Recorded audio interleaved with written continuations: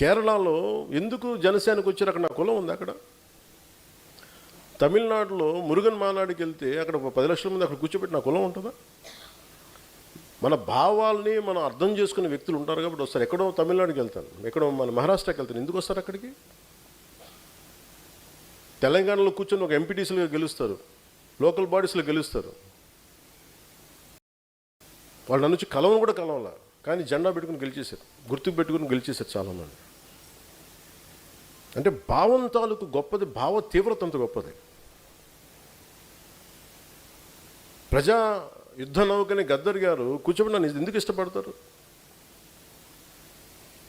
ఒక దళిత కులానికి చెందిన ఒక మహాకవి, ఒక మహాగాయకుడు నన్ను చూసి ఎందుకు ఇష్టపడతారు? భావాన్ని చూసి ఇష్టపడతారు.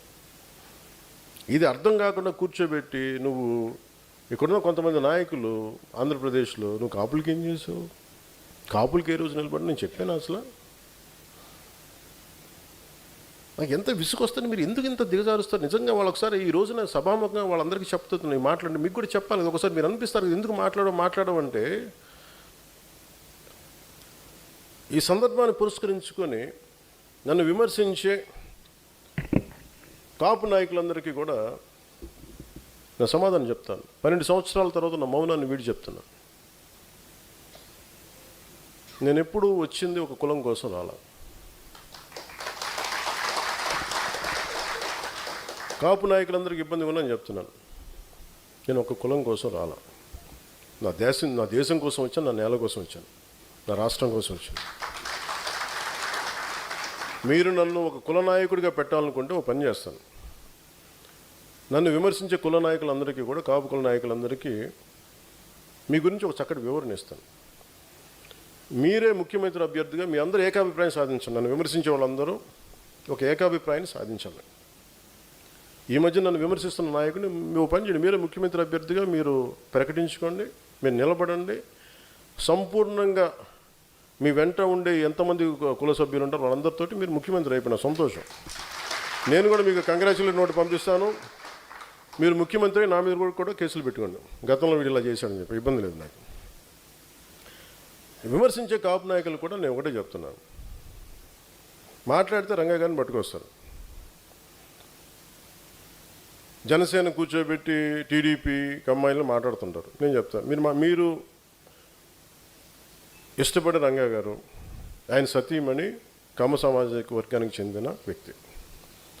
వాళ్ళ బిడ్డలు, వారిద్దరు పుట్టిన బిడ్డలు ఇద్దరు 2 కులాలకు చెందిన వాళ్ళు అవుతారు. అంటే మీరు ఎంత కన్వీనియంట్గా ఉందంటే మీ రాజకీయం, అది చూడరు. ఆయన బతికున్నప్పుడేమో వైసీపీలో ఉన్న నాయకులందరూ కానీ ఇక్కడున్న నాయకులందరూ కూడా ఆయన బతికున్నప్పుడు ఒక్కళ్ళు మాట్లాడాలి ఆయన గురించి.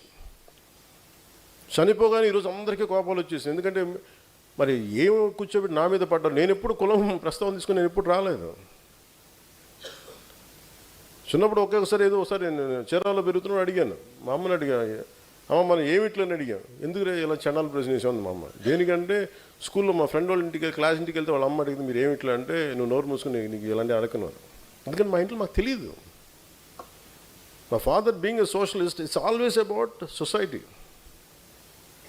మానవత్వాన్ని చూసాం. కానీ కులం అనేది ఒక సోషల్ ఫ్యాక్ట్. మనం పుడతాం దాంట్లో ముందు, అంతేగాని దాంట్లో కూరుకుపోం కదా. దాన్ని అర్థం చేసుకుంటాం, గౌరవిస్తాం. కానీ కూర్చోబెట్టి పదే మాట్లాడడానికి విసుగు వచ్చేసింది నాకు కూడా. ఇంకెంతకాలం మాట్లాడతారా మీరు? ఎంతకాలం మాట్లాడతారు? ఒక్కొక్కళ్ళు మీ గురించి చిట్టా విప్పనా? ఒక్కొక్కడి గురించి చెప్పాలా? ఒక్కొక్కడి గురించి తట్టుకోగలరా? నేను మాట్లాడితే నోరు విప్పితే ఇష్టానికి మాట్లాడతారు ఒక్కొక్కళ్ళు. మనోహర్ గారు కూడా రాకూడదు అంటారు, ఆయన కమ్మంటారు. ఎన్నికైన ఎమ్మెల్యేలు అందరూ ఎవరయ్యా? కాపులు లేరా దాంట్లో? నా పక్కన లింగంనేని రమేష్ గారు ఉంటే ఆయన కమ్మంటారు. ఎక్కడో తెలంగాణను పెట్టుకున్న వ్యక్తిని చూసుకుని ఆయన కమ్మంటారు. ఇంకెవరు ఉండకూడదు. ఇప్పుడు హసీనా కూర్చోబెట్టి కాపులండి, ఏం తెలియదు. Thank you. నేను చెప్తున్నా, అంటే నేను చెప్పేది అరే దాటి మాట్లాడదాం, కులాలు మతాలు దాటి వెళ్దాం, ఒకే అర్థం చేసుకుంటాం, మాట్లాడతాం, ప్రతి సమస్యను మాట్లాడతాం. అంటే కూర్చోబెట్టి ఇంకా తగ్గి నాకు విసుగు వచ్చేస్తుంది. ఇంకా నాకు ఓట్లు ఉంటే ఉంటాయి, పోతే పోతాయి. కానీ ఇలాంటి పనికిమాలిన విశ్లేషణలు, పనికిమాలిన ఈ విమర్శలు పెట్టుకుంటే మటుకు చాలా బలంగా సమాధానం ఇస్తాను. ఇది ఫస్ట్ టైము, భవిష్యత్తు అందరి చేత ఇప్పిస్తాను, గుర్తుపెట్టుకోండి. మీ నోళ్ళు మూతపడే వరకు, ఇంకొకసారి నా గురించి మాట్లాడాలంటే మీ నోళ్ళు మూతపడే వరకు అందరి చేత మాట్లాడిస్తాను, గుర్తుపెట్టుకోండి. ఇంకా సభ్యత సంస్కారం కాదు అని చెప్పి నేను మాట్లాడలే. ఇంకా మీరు స్థాయి దాటేశారు. మీరు ఎవడన్నా సరే మీరు మీ వాదనే చెప్తాను, మీ కుల వాదనే చెప్తాను కాపు నాయకులందరికీ. మిగతా కులాల్లో చూసారా ఎక్కడన్నా? జగన్ గారి సామాజిక వర్గంలో చూసారా వాళ్ళ కులం నుంచి కూర్చున్న నాయకులు మాట్లాడారు ఎప్పుడన్నా? నువ్వు ఓడిపోతే నీ పేర్లు మార్చుకుంటాను ఎవరన్నా మాట్లాడారు? అట్లా ఎవరు మాట్లాడారు? అట్లా మాట్లాడరు. చంద్రబాబు గారి గురించి మాట్లాడారు, నువ్వేం చేసావు కమ్మవారికి అని మాట్లాడతారో మాట్లాడరు, మీరు మాట్లాడతారు. అసలు మీరు ఒకసారి లోపల ఆలోచిస్తారా? ఈరోజు మీ అందరికీ చెప్తా ఉన్నా, నా చుట్టుపక్కల చాలామంది నాయకులు ఉండేవాళ్ళు. కానీ నేను ఇప్పుడు ఉదాహరణకి ఈయనే ఉన్నారు, ఆర్ఎంఆర్ గారు ఉండేవాళ్ళు, జేడీ గారు ఉండేవాళ్ళు. ఎక్కడికి వెళ్ళినా, రాజమండ్రి ఎక్కడికి వెళ్ళినా, ఈస్ట్ గోదావరి ఎక్కడికి వెళ్ళినా జేడీ గారిని పార్టీలో చేర్చుకోవాలని, జేడీ గారిని పార్టీలో చేర్చుకోవాలంటారు. వచ్చారు, మెంబర్షిప్ పెట్టాం, వైజాగ్ పార్లమెంట్ ఇచ్చాం, ఓడిపోయాం. అతను సినిమాలోకి వెళ్ళిపోయి నేను వెళ్ళిపోతాన్నారు. మాతో పాటు తోట చంద్రశేఖర్ గారు ఉండేవాళ్ళు, ఆయన బీఆర్ఎస్కి వెళ్ళిపోయారు. ఇప్పుడు మీరందరూ 3,000 మంది, ఇన్ని వేల మందికి పదవులు వచ్చినాయి. ఎందుకు వస్తాయి? మీరు నిలబడ్డారు కాబట్టి పదవులు వస్తాయి. వాళ్ళు ఉండుంటే వాళ్ళందరూ రాజ్యసభ సభ్యులు అయిపోయాలేమో నాకేం తెలుసు, పార్లమెంట్ సభ్యులు అయిపోయి నాకేం తెలుసు. ఇవన్నీ వదిలేసి నా పక్కన ఆయన నిలబడితే కూర్చోబెట్టి మనోహర్ గారు సాగు కొడతా ఉంటారు నన్ను కూర్చోబెట్టి. నేను మీకు ఈరోజు చెప్తున్నా, నన్ను విమర్శించే కాపు నాయకులందరికీ నేను మనోహర్ గారిని పెట్టుకుంటాను, మీరు ఏం చేస్తారో చేసుకోండి. ఎందుకంటే అలాగే మీకు నా పక్కన రమేష్ గారు ఉన్నారు. ఆయన ఎందుకు వచ్చారు? నేను గెలిచినప్పుడు రాలా. 2014 తర్వాత నేను కులాల ఐక్యత అనే ఒక సామాజిక సత్యాన్ని నేను అర్థం చేసుకున్న వ్యక్తి. ఆయన అన్నది ఏంటంటే, మేము విజయవాడలో మేము గొడవలు చూసాం సార్, కులాల మధ్య వ్యాపారం అన్ని అంటే మానవ సంబంధాలు దెబ్బతింటాయి. నాకు మీ భావం నచ్చింది నాకు, అందుకని నేను మీకు అండగా నేను ఉంటాను సార్. నేను పాపం ఆయన నా పక్కన ఉన్నప్పుడు నేను ఎప్పుడు టీడీపీ సపోర్ట్ చేసిన, టీడీపీతో గొడవ పెట్టుకుని ఆయన పక్కనకి వస్తే అందరూ ఆయన కూర్చోబెట్టి ఆయన సామాజిక వర్గంతో తిట్టి ఈరోజు కూర్చోబెట్టి మాట్లాడితే, పాపం నేను వచ్చినప్పుడు ఆయన నాతో పాటు ఉన్నప్పుడు నేను టీడీపీకి వ్యతిరేకంగా, టీడీపీకి ప్రో లేను 2019లో. ఆయన 14-15 తర్వాత నేనంటే ఇష్టం ఆయనకి వ్యక్తిగతంగా. ఎందుకంటే ఆయనకి నేను హీరోగా ఇష్టం, ఆయనకి నా సినిమాలకైనా అభిమాని, నాకు అభిమాని, పొలిటికల్గా నా భావజాలని కూడా ఆయన అభిమాని. ఆయన కూర్చున్నప్పుడు నిజంగా కనుక ఆయన ఈ కాపు నాయకులు చెప్పినట్టుగా ప్రభావితం చేస్తుంటే నేను 2019లో కూర్చోబెట్టి టీడీపీతో ఎందుకు కూడా పెట్టుకుంటాను? అంత మాత్రం కామన్ సెన్స్ మీకు లేదా కాపు నాయకులందరికీ, మాట్లాడే వాళ్ళందరికీ?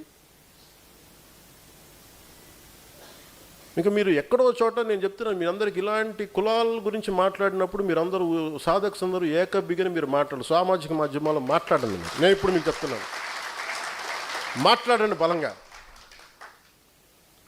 జనసేన తాలూకు మూల లక్షణం పోరాటం చేయడం, అన్యాయం మీద, ఒక అభాండం మీద పోరాటం చేయటం. మీరు మెత్తబడిపోయి కూర్చోబెట్టి అలాగ మెల్లిగా అని కూర్చోబెట్టి బండ గణేష్లా ఉండకండి. మీరు అందరూ గట్టిగా ఉన్నాను, అభిప్రాయం చెప్పండి బలంగా. ఎందుకంటే చెప్తున్నాను, నేను కొన్ని నిర్ణయాలు తీసుకుంటాను, నా దేశ సంక్షేమం కోసం తీసుకుంటాను, మన దేశ సంక్షేమం కోసం, లేదంటే మన రాష్ట్రం కోసం తీసుకుంటాను, మనందరి భవిష్యత్తు కోసం తీసుకుంటాను. నేను మళ్ళీ చెప్తున్నాను, మీరందరూ కులాల చట్టాల్లో కూరుకుపోకండి. కులం అనే సామాజిక సత్యాన్ని గుర్తించండి, మతం తాలూకు గౌరవాన్ని పాటించండి, మీ మతాలను ఆరాధించండి, ఎదుటి మతాన్ని గౌరవించండి, చట్టాలను గౌరవించండి. అంతేగాని కూర్చోబెట్టి మనమే వైలేట్ చేసి మనమే తిట్టేసుకొని ఇంకా సమాజాన్ని విడగొట్టిన చండాలను చాలు. ఇంక కలపడం మీద దృష్టి పెట్టండి అందరూ. సాధకులుగా నేను ఇచ్చే మీకు సలహా మీకు ఇదే.